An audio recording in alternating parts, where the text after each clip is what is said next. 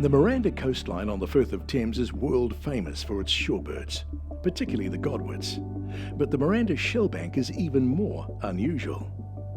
It's known as a Chenia plain, formed from old beach ridges that are left inland as the shoreline moves towards the sea. Chenia plains are unique and globally rare landforms, and this is the only one in New Zealand. Both shellbank and birds are vulnerable ecosystems. Keith Woodley runs the Miranda Shorebird Centre and has tracked the changes. The Firth of Thames in general has been heavily modified, not so much just by dairying but by human activities in the catchment. So it began with mining, it began with clearing of forest, draining of the Hauraki plains, and then subsequently intensive dairying.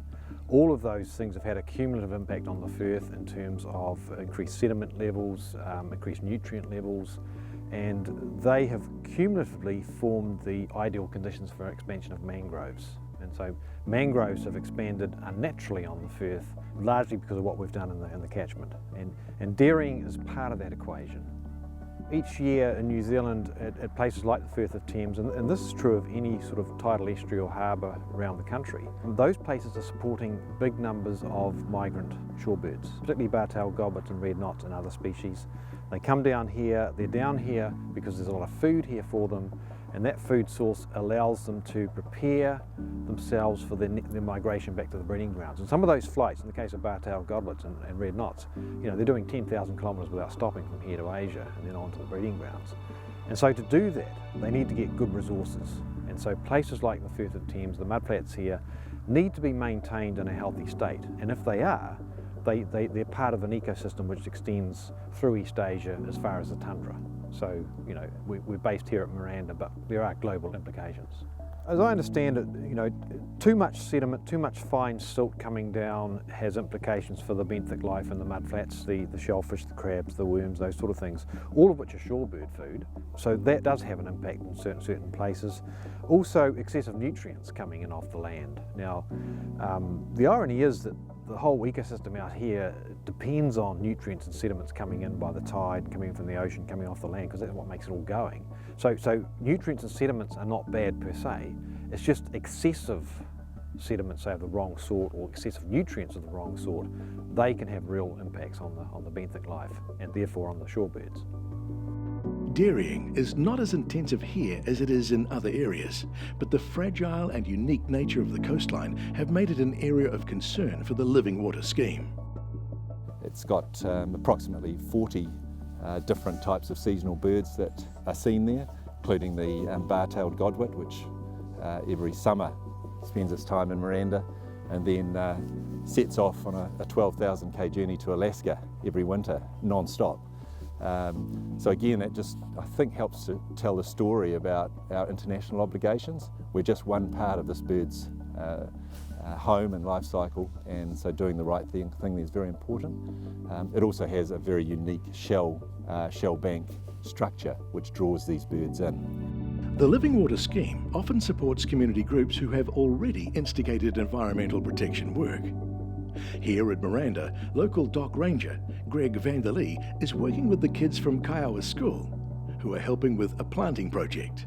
The kids are all about the future, so it's really important that they know why we plant next to streams and stuff like that. So getting them out in the field here is really just an amazing opportunity for them to you know, learn about the ecology of waterways and to experience, you know, the planting of trees, and then something to look forward for them in the future. They can come back in 10 or 20 years and see where they've been and say, wow, I helped plant that forest.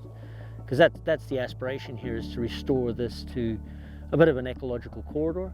So we've got from the sea right through to the mountains in one continuous belt of bush eventually. So this different species can do their thing along a protected avenue from the sea to the mountains.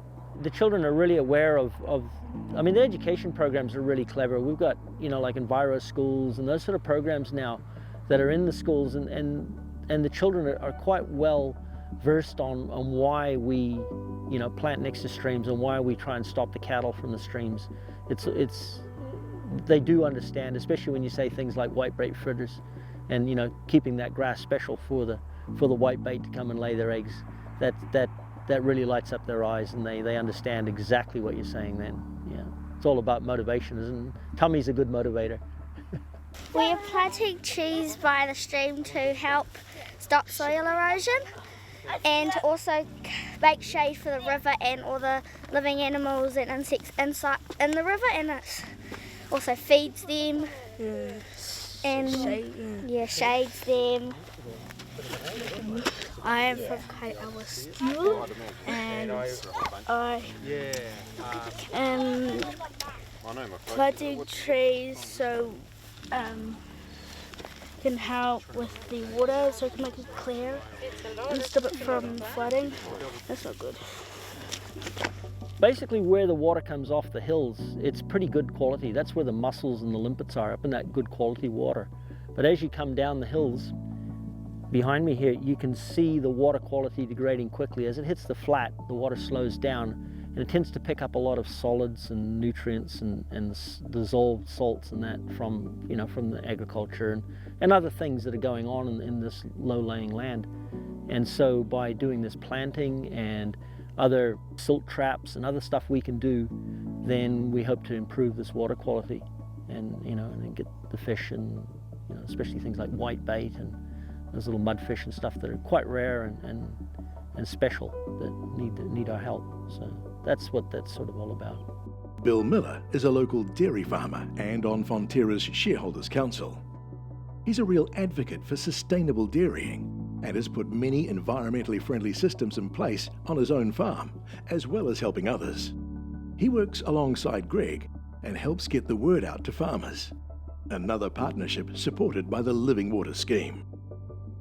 We do send out information to them, and so it does go out. But the other thing too is we've done is with DOC and Fonterra is we've had our workshops down here, and so it's about getting the local farmers together really in the district and bring them together to be part of this project.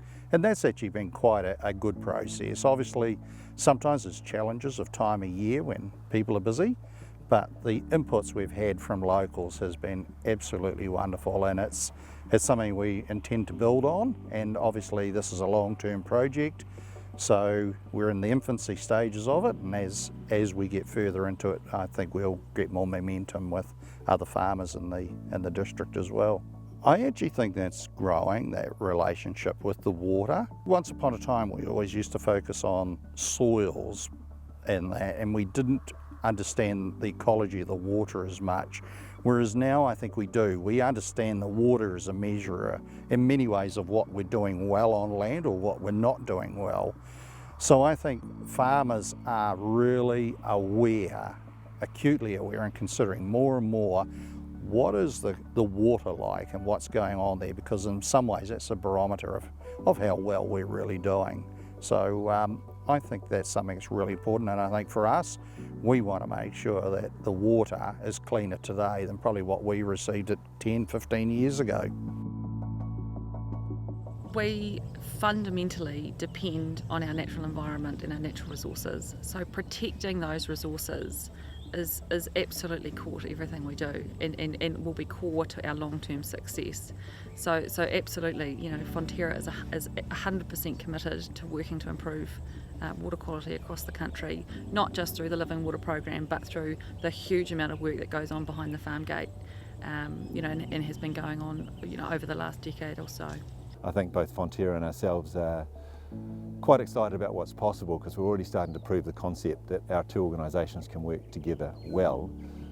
But we do need to set those cornerstones, those foundation stones in properly, and make sure that I guess the learnings are applied before we sort of take on more and more and more. Even what we have taken on is complex and it's challenging and it's large. 5 catchments, 2 very different organisations drawing down on different strengths. It's hard to write a manual about how to do that. So there's a lot of learning going on, but it's a real testament to the partnership that we're just riding through the challenges and the bumps and actually making good progress. So the foundation is set for something more in the future. At some point of life, we do leave the land, but the land is still there. The trees, the water flows, everything else about that continues.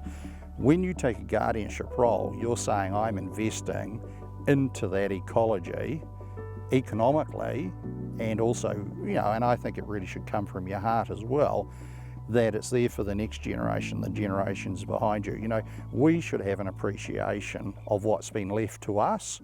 That should really inspire us to be guardians, to be leaving something better, I think, for other people.